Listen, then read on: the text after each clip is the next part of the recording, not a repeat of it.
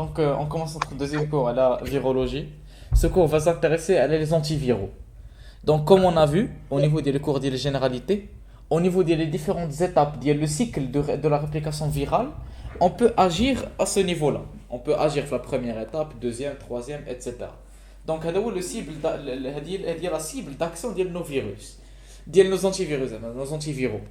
Donc, la plupart des antiviraux, ils ont une activité virostatique. Ils n'ont pas d'activité virocide. Ils ne peuvent pas tuer les virus parce que c'est très très difficile. Donc, ils agissent sur le cycle pour ne pas avoir d'autres virus. Et malheureusement, les antiviraux, ils ont des limitations. On ne peut pas avoir d'action sur l'infection latente. Ça veut dire que si un individu est infecté de l'herpès, on ne peut pas faire disparaître avec l'herpès. Il va rester caché jusqu'à ce qu'il se réactive. On ne peut rien faire. Avec nos connaissances médicales d'aujourd'hui, on n'a pas d'antiviral capable d'agir sur les virus à infection latente. Mécanisme d'action. Donc, ce qu'on va cibler, c'est soit on inhibe les étapes de fixation ou pénétration, ou bien on inhibe les enzymes de réplication, comme on a vu au niveau de notre schéma de le cycle de réplication virale. Donc, on va agir à ce niveau-là.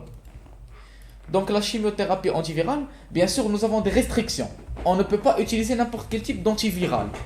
Notamment, il ne doit pas être cytotoxique. Il ne doit pas être cytotoxique. Et malheureusement, nos antiviraux ne peuvent pas éradiquer l'infection latente. Et les antiviraux, puisque le virus, sa méthode de développement, de réplication, c'est quoi?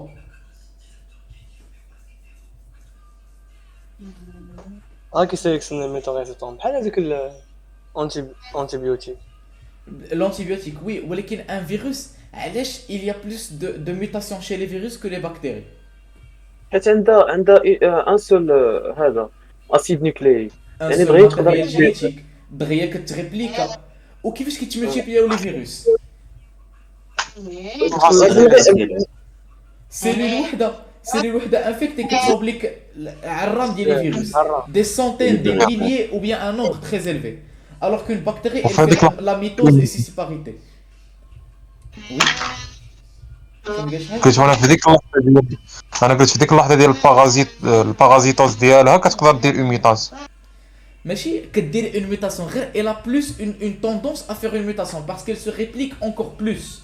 Les virus ils se multiplient très rapidement et à une quantité très élevée parce qu'ils sont petits. Donc rapidement ils sont répliqués, ils sont traduits, etc. Donc c'est pour cela fréquemment on trouve des mutants résistants chez les virus. Donc سي la لي فيروس chimiothérapie. كيطلقوا المهم شي مواد اللي كيخليو السيلول تخدم باوفر درايف، فهمتي؟ كتولي كدير ريبليكاسيون Voilà. La cellule كتأثر infectée عليه maintenant, فوق قياس. ils ont une tendance à rendre radical la cellule cancérigène, cancer. Donc elle travaille d'une manière anarchique. C'est ce qui permet une multiplication très rapide. Et هذيك هي la cause principale de l'apparition des mutations. Une multiplication rapide.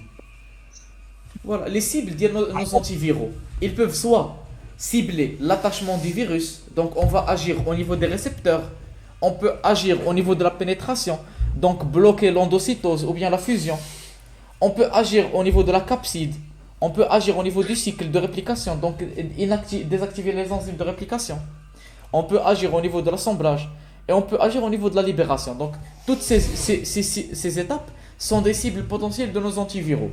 Donc nous allons voir qu'il y a plusieurs catégories, chacun avec leur nom, les grandes familles d'antiviraux. Mais voilà, la majorité de ceux qu'on utilise, ils agissent pendant la phase de réplication parce qu'elle est la plus facile à cibler. Donc la chimiothérapie antivirale, donc on cible la fixation et pénétration du virus, ou bien la réplication, ou bien le bourgeonnement. Donc les trois grandes cibles qu'on peut trouver avec nos antiviraux les plus connus. Donc les antiviraux, par exemple, action par blocage de la pénétration. Donc on inhibe la fusion. Bien sûr, un virus, au niveau de sa surface, il possède des glycoprotéines de reconnaissance. Ces glycoprotéines sont capables de se fixer sur des récepteurs, notamment le virus de la HIV, qui possède des glycoprotéines capables de se fixer au récepteur CD4. Donc les lymphocytes T, إيه Bon, هنا مكتوب T20 mais imaginez c'est T8 cytotoxique. Ah là là là, T4, T4, T4. لا T4, فيها T4, ستوكي تكبر. T4, donc c'est lymphocyte T helper. Donc le VIH, il a des récepteurs capables de se fixer d'une manière spécifique à cela. C'est pour cela notre antiviral par exemple, notre T20, il est capable d'inhiber l'hélice qui permet la formation d'une épingle, ce qui rapproche les membranes. Donc lorsqu'on inhibe la formation de l'épingle, le virus ne peut jamais fusionner avec notre cellule CD4. Donc il ne sera jamais capable d'injecter son matériel génétique, etc. Et c'est un exemple le site d'action d'un antiviral qu'on utilise beaucoup, notamment T20. C'est ça. Ensuite, nous avons des exemples d'inhibiteurs de la décapsidation, donc qui inhibent l'action le virus pour injecter son virus, comme on a vu. Le virion, ou bien le matériel génétique viral, il est capsulé. Il possède une capside. Et cette capside, si elle n'est pas capable de s'ouvrir, le matériel génétique il ne va jamais sortir. Donc l'exemple de la montadine ou bien rimantadine, ce sont deux molécules actives qui vont bloquer la décapsidation du virus. Bloque le canal ionique. Donc puisque le canal ionique est bloqué, on n'aura pas l'acidification. C'est ce qui va causer le blocage de la décapsidation. Donc les virions, ils vont rester à l'intérieur de la capside et ne vont pas fusionner avec le matériel génétique cellulaire. Utilisé majoritairement dans la prévention et le traitement de la grippe A, l'élimination de la montadine est rénale alors que l'érimontadine est métabolisée par le foie. Donc ce sont juste d'autres informations. Ensuite, nous avons des analogues de nucléosides. Analogues de nucléosides, qu'est-ce que ça veut dire? C'est quoi un nucléoside, Beda? séquence ديال النيكليوتيد. Séquence des nucléotides. Donc ça veut dire qu'on va agir au niveau de la polymérisation. Si nous avons un analogue, c'est quelque chose qui va remplacer. Donc autrement dit, c'est quelque chose qui va distraire le virus, qui va le rapprocher chez lui. Notamment la 5-iodo-désoxyuridine. Donc c'est une base l'ADN qui va agir sur le virus. Donc l'acyclovir, c'est acycloguanosine. Donc c'est un analogue de guanosine actif sur les virus. Capable de faire quoi? C'est un inhibiteur direct de l'ADN polymérase. Normalement, le matériel génétique viral, il doit aller chez les enzymes normales, les enzymes de la cellule. Mais lorsque nous ingérons ces antiviraux, ces enzymes ou ces analogues, ils vont se fixer avec le virus, le matériel génétique du virus. Et autrement dit, ils vont inhiber la polymérisation. Un autre exemple, c'est le foscarné. Le foscarné, c'est l'acide phosphonoformique, donc foscarné, utilisé dans le traitement des infections à cytomégalovirus ou bien l'herpès simplex, parce qu'ils sont devenus résistants à l'acyclovir. Donc le foscarné, c'est une bonne alternative. Voilà, les analogues, donc un exemple, nous prenons l'acyclovir. L'acyclovir, il va être activé par les enzymes du corps humain, thymidine kinase, les enzymes virales et ensuite les enzymes du corps humain, pour nous donner le produit actif. Ce produit actif, il va se fixer au niveau des enzymes de réplication, l'ADN polymérase virale, et il va l'inhiber. Inhibition de l'ADN polymérase virale et incorporation de l'acyclovir au niveau de l'ADN viral, comme on a vu. Parce que c'est un substituant des nucléosides. Donc il va remplacer l'ADN, une portion de l'ADN. Et lorsqu'il va la remplacer, les enzymes de réplication ne vont plus polymériser, ne vont plus répliquer avec l'ADN. Donc ce qui va faire comme effet un arrêt de la synthèse de l'ADN viral. Donc autrement dit, c'est une activité virostatique. On ne va pas tuer le virus, mais il ne va pas se multiplier jusqu'à ce qu'on attende que le système immunitaire vienne et le tue ou bien un autre effet, l'élimine, etc. إلا شي سنة كنا نقرأ الله يحفظك. Bien sûr.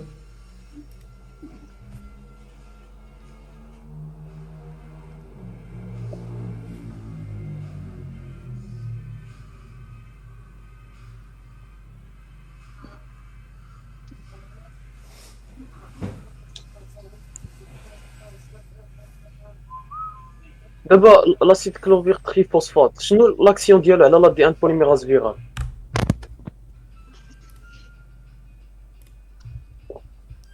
هو l'ADN, n'est-ce pas? Yeah. Imaginons qu'il y a une T ou A. ياك. Mm.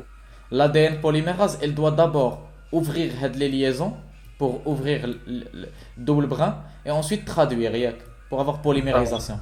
Imagine avec moi, le T اللي كاين هنايا a été remplacé par quelque chose d'autre. Par la cyclovir, نسميو ACV. ياك. Donc راه هو هذا l'ADN. L'ADN, il va être une portion de l'ADN, il va être remplacée par de la cyclovir triphosphate. Ce qui va causer que l'enzyme, elle ne va plus être capable d'ouvrir les hélices. Ce qui va causer que l'enzyme, elle va devenir inactive au niveau de cette portion. Parce qu'il y a une anomalie. Les enzymes qui font la normalité. Mais lorsqu'il y a une anomalie, les enzymes deviennent inactives. Et c'est ce qui va se passer. Donc, il y a un substituant des nucléosides. Il va remplacer un nucléoside qui est là. Ça va? الله يحفظك. Donc, l'enzyme elle va devenir inactive, donc on n'aura pas polymérisation. Bon, هذا كبير بزاف mais مهم. فهمتي الفكرة؟ Donc, هذا هو la méthode d'action. D'abord, ensuite, nous avons les antiviraux qui ont des actions sur les enzymes. Donc, on va aller directement inactiver les enzymes. Par exemple, les analogues les nucléosides, ils vont inactiver l'ADN polymérase. Ou bien, on peut aller inactiver la transcriptase, etc.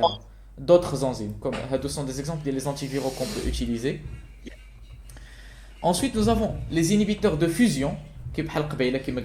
Les inhibiteurs de fusion, notamment le T20, qui va inhiber la fusion des virus avec la cellule. Les anti-intégrases, qui ne va pas permettre le matériel génétique de fusionner avec le matériel génétique cellulaire. Donc, on ne peut pas avoir le matériel... le viral ne va pas être transcrit. Ou bien antiprotéase, ce qui va inactiver les ribosomes. Donc, on ne va pas avoir synthèse des protéines virales. Ou bien, on aura un inhibiteur maturation et libération des nouveaux variants. Donc les nouveaux variants, ils vont rester à l'intérieur de la cellule, ce qui va arrêter le cycle de la réplication virale. Donc c'est juste un schéma pour revenir et voir les différents cibles d'action des antiviraux, ainsi que nous avons l'autre action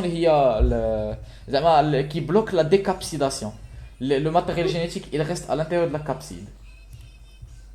Ensuite, nous avons certains antiviraux qui actionnent sur l'élongation de l'ADN viral. Par exemple, l'adénine arabinoside. L'adénine arabinoside, c'est une molécule antivirale appelée aussi vidarabine, qui va agir au niveau de l'ADN viral. Qu'est-ce qu'il va faire? Donc, normalement, nos enzymes, elles devraient continuer à synthétiser un nouveau brin. Continuer à synthétiser pour multiplier le virus dialna. Mais l'adénine arabinoside, elle va bloquer l'action de l'enzyme تهو. Donc ce qui veut dire que l'activité de la polymérase, elle va s'arrêter et le virus, il va rester dénaturé et ouvert. Les hélices, elles vont rester ouvertes, mais on n'aura pas multiplication de nouveaux brins. Par exemple, traitement des infections sévères à herpès simplex virus ou bien virus de la varicelle et zona. Alors, c'est juste un exemple. La vidarabine, elle aussi est capable d'agir au niveau de l'élongation de l'ADN viral, donc la polymérisation, et elle est capable de l'arrêter. Donc, voilà. Ainsi, nous avons d'autres exemples comme des inhibiteurs de la protéase, donc protéine virale synthétisée, et ce qui va la protéase virale empêche l'assemblage de la maturation. Donc, elle va permettre que l'ARN transcrit, elle ne va pas être utilisée, elle ne va pas être anabolisée pour former un nouveau virus. Donc, on va inhiber les protéases, une enzyme nécessaire pour l'assemblage et la maturation des virus. Donc, inhibiteur de la protéase, notamment sakinavir, idinavir, etc. Ce sont juste des exemples. Donc, on peut agir à ce niveau-là pour ne pas permettre de produire de nouveaux virions. Donc, les virions qui vont être produits, ils n'auront pas une structure complète parce qu'on a inhibé les enzymes qui permettent la synthèse d'une structure des virus. Donc, les virions défectifs. Ensuite, nous avons des inhibiteurs de l'intégrase, nouvelle génération, action sur l'insertion du génome viral dans le génome de la cellule. Donc, ils ne vont pas permettre la fusion de l'ADN viral avec le matériel génétique le matériel génétique cellulaire, parce que vous connaissez très bien que l'intégrase, c'est elle qui permet le transport des intégrants. Les intégrants. Donc ce sont des gènes mobiles qui peuvent changer d'endroit, qui peuvent échanger entre qui mettent dans la bactérie, entre plasmide et le chromosome, et entre bactéries et bactéries. Donc c'est à peu près le même mécanisme pour les virus, avec des enzymes qui sont capables de couper l'ADN cellulaire et intégrer l'ADN viral à ce niveau-là. Par contre, si nous avons des inhibiteurs de l'intégrase, on va arrêter cette action. Donc, nouvelle génération d'antiviraux qui agissent sur le VIH, ils agissent à ce niveau-là, ils bloquent cette étape. Donc, le virus ne sera pas capable de fusionner son matériel génétique avec le matériel génétique cellulaire, et autrement dit, il va devenir alors incapable de continuer son cycle de réplication. Ensuite, nous avons le dernier type d'antiviral qui va inhiber l'assemblage et bourgeonnement. Donc, sortie de nouveaux variants. Par exemple, l'interféron alpha. L'interféron alpha, qu'est-ce qu'il va faire? Il va bloquer et réprimer dans la cellule normale. Au cours d'un instant, un mécanisme très complexe. Il y en a qui traduit la cellule infectée devient productrice d'interféron alpha qui va alors bloquer la paroi de la cellule. La paroi de la cellule infectée, elle va devenir imperméable et ne permet plus la formation de bourgeons qui permettent d'exociter, de faire sortir par exocytose les nouveaux virions. Donc les nouveaux virions formés, ils vont rester bloqués à l'intérieur de la cellule. L'interféron alpha, il est synthétisé lorsque la cellule, elle reconnaît qu'elle est infectée, afin d'être capable de bloquer la sortie du nouveau virus. Ça va? ماشي واخا تعاود هاد السلايد الاخر. Donc, la dernière phase du cycle de réplication d'un virus, c'est la libération, assemblage et bourgeonnement. Formation de bourgeons qui vont être exocités et sortir de la cellule pour aller infecter d'autres cellules. Donc, cette phase, si nous sommes capables de rendre la cellule imperméable, donc l'exocytose est devenue impossible, les virus ne pourront pas sortir. Donc, le cycle, il va s'arrêter. Si vous vous rappelez, il y a un cycle. Non. ولكن هذه آخر phase. Donc si nous sommes capables de rendre la cellule imperméable, les virus ne pourront plus aller et infecter d'autres cellules. Donc ils ne vont pas causer plus de dégâts. Autrement dit, ils vont être bloqués dans la cellule. بحال مثلا لور ديال الكورونا وكتسد المطار بنادم ما كيقدرش يمشي لدول اخرى. دونك الدول الاخرى ما غتانفكتاش. اذا ما عمر ما كان فيها كورونا ما عمر ما غيجيها. نعم. يعني بحال كتحبس كاع لي فيروس اللي داخل كتحبسها. ولكن كان البروف لقيت عاقل قال لنا يقدر يطرا اكلاطمون د لا سيلول ياك. C'est possible. Dans certains virus, c'est qu'il y a les enzymes adéquats. لا هو كان قال لنا انه الا بقيت عاقل يعني ما مأكدش قال لنا الا كانت لا سيلول امبيرميابل كيبقى تتقاداو كاع مثلا فهمتيني اي حاجه اللي غتاخذ الفيروس باش تقدر فهمتي تكمل لا ماتوراسيون ديالها وكذا حتى تموت هي داخل لا سيلول ابري واحد الوقت هي كتموت او لا. C'est possible que هذوما les mécanismes اللي كيتدخلوا في السيستم immunitaire. On connaît très bien que l'interféron alpha, c'est une molécule qui intervient dans l'immunité. Donc, qu'est-ce qui se passe? Comme قلتي انت دابا le virus كيبقى واحد à l'intérieur de la cellule حتى كيموت. Donc la cellule à un instant elle va mourir elle aussi pour libérer هذوك les molécules طروفه اللي بقاو. Donc les macrophages ils vont trouver les résidus afin d'être capables d'ingérer et les présenter pour les lymphocytes. Donc عندك الحق, c'est probablement هادشي اللي كيبقى هذا هو le devenir ديال la cellule pour faciliter الخدمه على le système immunitaire pour qu'il reconnaisse le virus ainsi que d'engager dans la réponse immunitaire. Donc كما قلنا هذا هو l'interféron alpha, l'activité ديالو. Ça va? يسين ولكن زعما الفيروس لما خرج هي غيبقى يكونسومي من لا دي ان ديال لا سيلول. هي بعباره اخرى لا سيلول ما تقدرش عندها البوغ باش ما غاديش يكونسومي لا دي ان ديال لا سيلول. لا دي ان ديال لا سيلول كيولي كبر, كيولي فيه لا دي ان سيلولير بالاضافه الى ا دي ان فيرال. شوف شنو كيبقى هو كتخدم او كتخدم بلي زوطخ هذاك الشيء بحال كترد لا سيلول من بلاصه تغيجينيغي راسها كتغيجينيغي دوطخ دي اللي بحال كتغيجينيغي راسها بالاضافه الى لا دي ان فيرال. دونك كما كنت هنايا هذا هو لا دي ان سيلولير. بحال كلكو باكتيري ملي كتدخل بلاسميد. لانتيغراس كتكوبي لا دي ان بالطريقه، صبر سمح لي نوريك. دونك لانتيغراس كتكوبي لا دي ان بالطريقه وكيولي مفتوح. Et ici, on aura la fixation de l'ADN viral, tu vois, il عليها. Donc au final, la cellule elle commencera à synthétiser هادشي كامل في دقة. Donc voilà, هادشي اللي كيوقع. La cellule elle ne souffre pas nécessairement من هادشي. من غير إذا كان في هاد l'ADN viral كاين une enzyme اللي خايبة, une enzyme néfaste. Mais s'il n'y a pas la cellule, elle peut continuer son cycle et vivre normalement. Tu vois le rôle d'un parasite. Un parasite, il ne veut pas tuer son hôte. Il veut le laisser en vie le plus longtemps possible. Ça va? Voilà. Ça y est, de les antiviraux. Donc ce que vous devez apprendre à ce niveau-là, rappelez-vous sur les étapes likéinines et les noms et où est-ce qu'ils agissent. Par exemple, on a les antiviraux par blocage de pénétration, notamment inhibiteurs de la fusion, exemple de T20. Nous avons des antiviraux inhibiteurs de la décapsidation, notamment l'amantadine et la rimantadine. Ensuite, analogues de nucléosides comme le vidarabine, etc. L'acyclovir, acyclovir, ganciclovir, foscarnet, vidarabine, etc. Les noms qu'on va voir dans la virologie systématique. Chaque virus, vous allez voir, le traitement adéquat, c'est un traitement associé au foscarnet, ganciclovir, etc. Vidarabine, c'est un action sur l'élongation de l'ADN viral, etc. Donc inhibiteur de la polymérisation. Ensuite, inhibiteur de la protéase, comme sakinavir, indinavir, ritonavir. Ensuite, inhibiteur de l'intégrase. Nous n'avons pas vraiment d'exemple là-dessus. Et finalement, l'interféron alpha qui agit au niveau du bourgeonnement. Donc c'est tout.